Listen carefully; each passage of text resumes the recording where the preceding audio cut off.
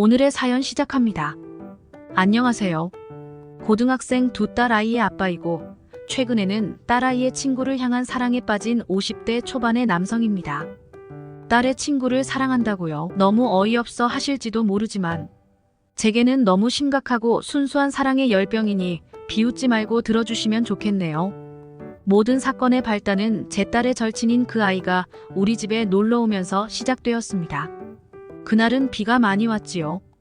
딸과 그 친구는 내리는 폭우 때문에 곧장 우리 집으로 와서 같이 저녁을 먹고는 비가 그치기를 기다리며 숙제를 하고 있었습니다.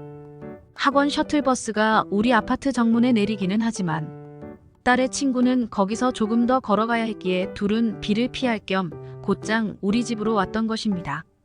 둘은 밤새 제잘대며 라면도 끓여 먹고 컴퓨터 게임도 하고 영화도 보고 깔깔대며 웃는 것 같더니 어느 새잠이 들었던지 조용하더군요. 저는 회사 일이 바빠서 저대로 서류 검토할 것도 있고 해서 그날 밤을 커피와 담배와 더불어서 서재에서 꼬박 세웠습니다. 문서 작업할 것이 너무 많아서 머리가 아파 잠깐 베란다에 나가서 담배나 한 대 피우고 바람이나 쐬겠다며 나왔는데 딸의 친구가 마침 베란다에 나와 있더군요. 저는 그 아이의 시간을 방해했나 싶어서 잠깐 움찔하는데 그 아이가 저를 돌아보았습니다. 저는 어른으로서 뭔가 의연하게 대처하려고 목소리를 가다듬어서 이런저런 일상적인 말을 하면서 공부하기 힘들지 않으냐, 바람이 차니까 어서 들어가서 자거라는 등의 이야기를 했습니다. 딸의 친구는 자다 깬 얼굴이었고 아마도 낯선 곳에서 겨우 눈 붙이다 깬 거겠지 싶었습니다. 그리고 뭔가 모르게 그 나이에만 느낄 수 있는 아릿한 감성이 담긴 옆 얼굴로 먼 곳으로 시선을 두었습니다. 일순간 저도 모르게 가슴이 방망이 치고 말았고 한편으로는 그 옆모습이 너무 낯설지 않은 느낌을 받아서 저도 모르게 작은 한숨이 새어나오고 말았습니다. 아주 익숙한 그 옆모습. 오래전 대학 시절에 제 첫사랑도 꼭 그런 얼굴로 도서관 창가에 서 있고는 했었지요. 그녀와 저는 당시에 같은 대학의 유명한 캠퍼스 커플이었습니다. 서로 깊이 사랑하고 있었고 그 사랑의 중심에는 단단한 믿음이 자리하고 있었습니다. 하지만 결국 우리는 서로 다른 인생길을 걸어갔고요. 많은 세월이 지났지만 그녀에 대한 생각만 하면 마음이 아파옵니다. 제가 실수한 것이 너무 많아서 혹은 아픔의 근거를 만들어버린 것 같아서 그리고 이제라도 그 마음의 상처를 치료해주고 싶지만 아무런 방법도 없다는 걸 떠올리자 몹시 마음이 아파왔습니다. 만약에 그녀와 그때 이별을 하지 않았다면 우린 분명히 부부가 되었을 거라고 생각합니다. 어쩌면 그녀의 뜻대로 저는 행정고시나 사법고시 중에 하나를 쳐서 법관이나 급수가 높은 공무원이 되어서 그 시절의 엘리트들이 거쳐갔을 코스대로 살아가고 있을지도 모르지요. 그녀와 저는 고교 시절부터 사귀었기에 누구 하나 뒤떨어지는 학교에 가지 않도록 서로 공부에도 힘을 실어주었습니다. 저의 어머니가 병으로 아프셔서 제가 어쩔 수 없이 근 몇 주를 병상을 지켜야 했을 때에 그녀가 저와 교대로 어머니의 수발을 들었고 학원에 그 기간 동안 가지 못해서 필기를 못한 것을 그녀가 복사를 해와서는 제게 공부를 가르쳐 준 적도 있었습니다. 지금 생각해보니 꼼꼼하고 세심하며 자신의 주위 사람을 잘 챙기는 것은 딸 아이 친구와 똑같았습니다.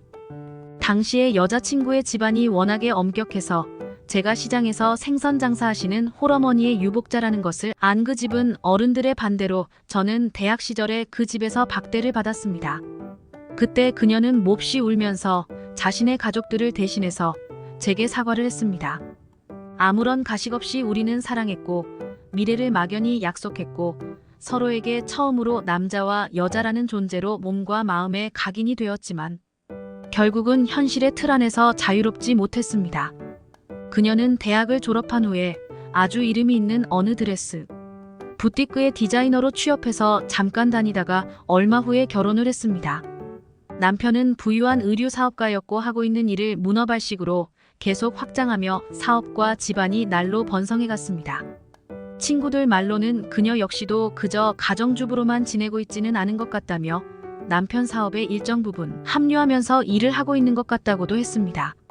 아이는 몇이나 되는지 남편과의 사이는 좋은지 등등 모든 것이 궁금했지만 저는 이미 지나버린 우리 사이에 아직도 미련을 갖고 있는 것을 들킬세라 그날 동창회에서 슬그머니 빠져나왔습니다. 그녀와의 모든 아픔은 제 마음 안에 내재돼 있었던 것이지요. 이루지 못했던 사랑과 그 사랑으로 인해서 마음 아팠던 기억과 그녀가 떠난 이후로 너무도 흔들렸던 20대 말미가 이 나이까지도 제 몸과 마음 속에 그대로 남아 있었던 것이었고요. 딸아이의 친구는 이후로도 우리 집에 자주 놀러 왔습니다. 말갛게 저를 쳐다볼 때는 일순간 옛 시절 첫사랑을 보는 것 같아서 아픔이 아파왔고 지난 시절의 아픈 추억 때문에 마음이 저려왔습니다. 모든 것을 잃은 자가 그 고통의 순간을 다시 대하며 그 똑같은 시간을 다시 헤맨다는 것은 일종의 자해였지요. 아저씨가 잘 대해주셔서 이 집이 꼭 우리 집 같아요 하면서 딸의 친구는 방긋 웃었습니다. 오래전에 여자친구가 몹시 좋아했던 꽁치김치찌개를 제 손으로 오랜만에 끓여서 딸들과 아내 그리고 딸의 친구와 함께 식탁에 앉아서 밥을 먹을 때 딸의 친구는 몹시 부러워하며 우리 집 분위기를 칭찬했습니다. 저와 여자친구는 고교 시절 그리고 대학 시절을 보내고 대학 시절 말미에 결국은 우리 앞에 현실을 깨닫고 각자의 인생 방향으로 들어갔습니다. 이제 세월이 흘러서 저는 그때 제가 사랑했고 다가가서 미래를 꿈꿨던 아주 맑고 순수했던 그 시절의 사랑의 대상을 딸의 친구를 통해서 보고 있습니다. 그리고 조금은 저를 흔들고 젊은 날의 저를 상기시키는 또 다른 감정에 흔들리고 있습니다. 그것이 제가 못 이룬 지난 시절에 대한 회한 일런지 무작정 아무에게나 지난 제 사랑을 연결켜보려 하는 장년의 주책일지는 아직은 모르겠습니다. 하지만 저는 이 감정을 저 혼자 조용히 음미하며 푸르렀던 제 젊음의 못다 이룬 꿈의 순간들을 한 걸음씩 걸어가 볼 생각입니다. 아무것도 남지 않은 마음의 한가운데 저는 그저 일만 하면서 제 나이 또래의 남자들이면 다들 그렇게 사는 방식에 제가 열심히 움직이고 있음에 안도하며 살아왔습니다.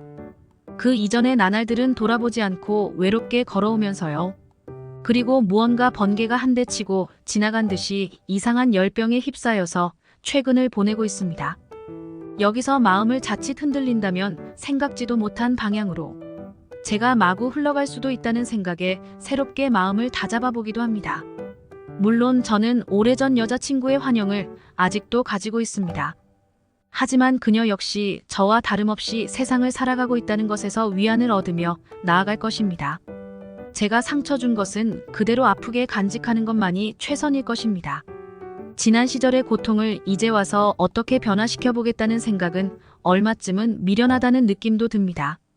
그리고 딸아이의 친구는 저 너머 유리벽으로 가진 제 청춘의 흐릿한 기억이 다가와 있는 것이라 여기며 그저 지켜만 볼 것입니다.